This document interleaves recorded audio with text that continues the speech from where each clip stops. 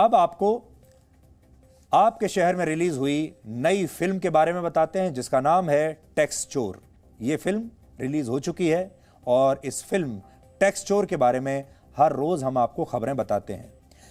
350 करोड़ की टैक्स चोरी के मामले में फिल्म प्रोड्यूसर और डायरेक्टर अनुराग कश्यप और मशहूर अभिनेत्री तापसी पन्नू के ठिकानों पर इनकम टैक्स की छापेमारी आज भी जारी रही।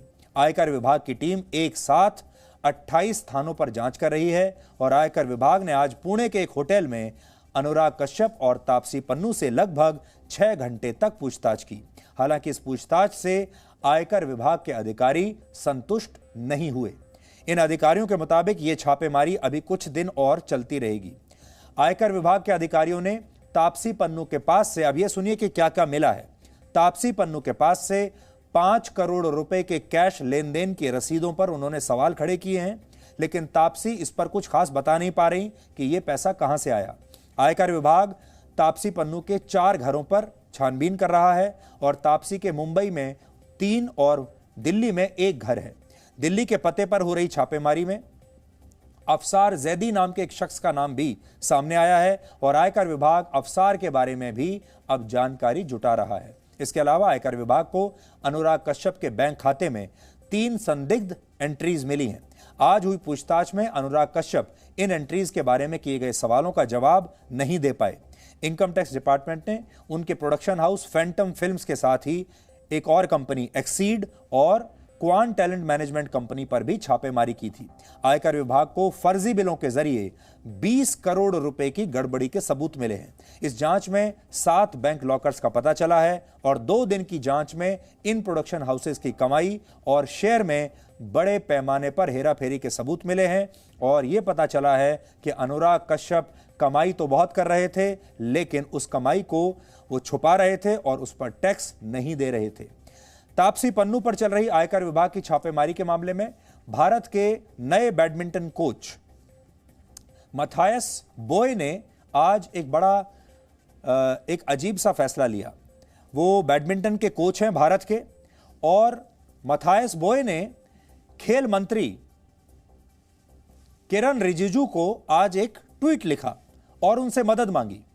डेनमार्क के पूर्व बैडमिंटन खिलाड़ी मथायस बोय तापसी पन्नू के बहुत करीबी दोस्त माने जाते हैं और आयकर विभाग की छापेमारी की खबरों से वो बहुत परेशान हैं।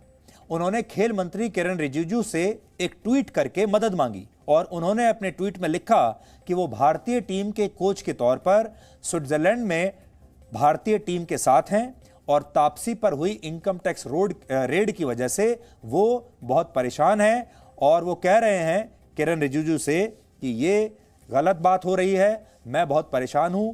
एक स्पोर्ट्स पर्सन को परेशान किया जा रहा है और खेल मंत्री को इसमें मदद करनी चाहिए। तो सोचिए कहां से कहां कनेक्शन बैठाया।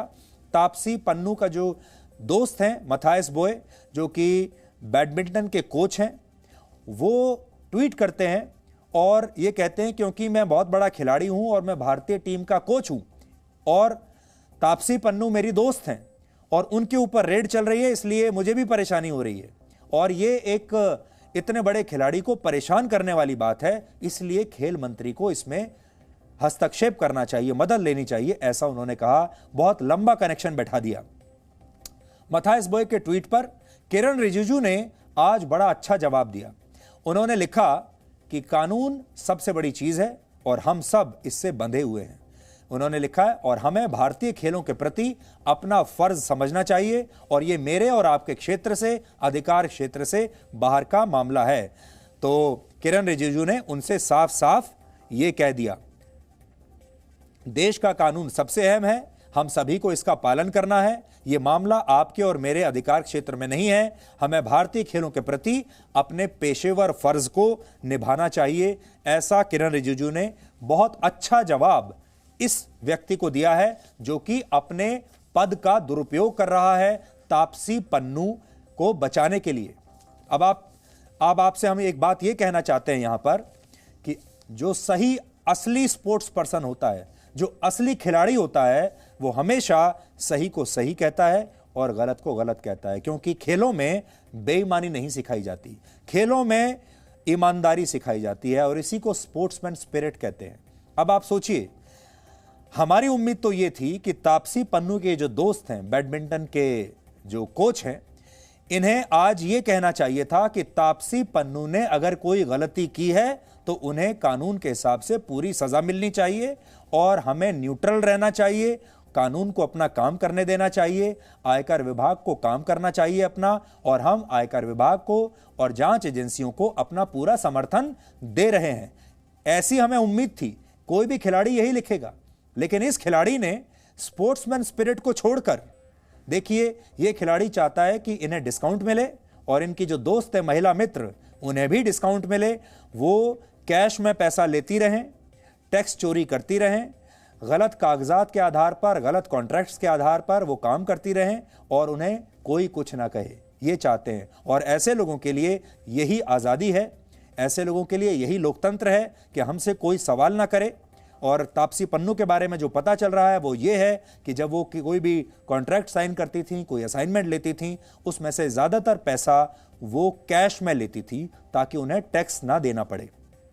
और यही बात वो इनकम टैक्स के अधिकारियों को एक्सप्लेन नहीं कर पाई। और यही हाल अनुराग कश्यप का भी है। उन्होंने भी पैसे का जो लेन देन किया है वो इस हिसाब से किया है, गलत कागजों के आधार पर, गलत कंपनियों के आधार पर, और इस तरीके से किया है ताकि उन्हें टैक्स ना देना पड़े। आप समझते हैं 350 करोड़ रुपए का की टैक्स चोरी का मामला कितना बड़ा रहा होगा। आपको मैं एक उदाहरण के जरिए समझाने की कोशिश करता हूं। 80 के दशक में जो बोफोर्स स्कैंडल आया था, जिस पर राजीव गांधी की सरकार गिर गई थी और राजीव गांधी को बड़ा नुकसान हुआ था उसका, बोफोर्स घोटाला सिर्फ 64 करोड़ रुपए का था, 64 करोड़ का, और यह घोटाला 350 करोड़ का है। अब आप अंदाजा लगा लीजिए। और अनुराग कश्यप तो किसी राज्य के मुख्यमंत्री नहीं, कोई बड़े नेता नहीं, एक फिल्म प्रोड्यूसर हैं और डायरेक्टर हैं, और किस तरीके से ये अपना बिजनेस करते होंगे अब आप इसका अंदाजा लगा सकते हैं। इसीलिए देश भर में इनका जो नया नाम पड़ा है वो है टैक्स चोर। लेकिन हमारे देश में कुछ लोग ऐसे भी हैं जो इनसे भी हमदर्दी रख रहे हैं, जो ये सोचते हैं कि अनुराग कश्यप और तापसी पन्नू जैसे लोगों पर रेड करके लोकतंत्र का गला घोटने की जैसी बात हुई है और ये आज़ादी को दबाने वाली बात हुई है। ऐसे लोगों की मदद जो है वो भगवान ही कर सकता है।